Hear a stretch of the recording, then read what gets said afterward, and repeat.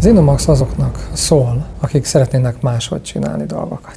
Ezzel meg lehet mozgatni a piacot, ezzel föl lehet hívni az innováció, a fejlesztések, az ötletek megvalósításának a fontosságára. Szerintem ez az Innomax díj azért is fontos, mert az egy olyan időszakban keletkezik, amikor egyébként a gazdaságnak meg a világnak is új ötletekre van szüksége.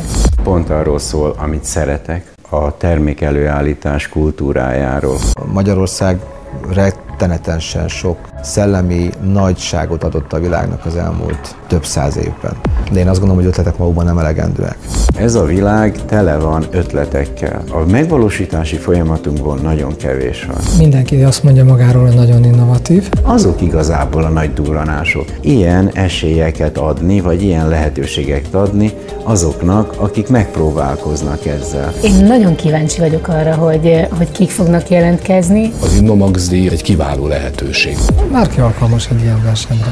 Mindenki, aki úgy gondolkodik, hogy az ötleteit hétköznapban relevánsá tudja tenni. Tavaly részese lehettem az Innomax zsűriének. Nagyon inspiráló volt. Föl lehet fedezni azokat az új dolgokat, amiket nem én találtam ki.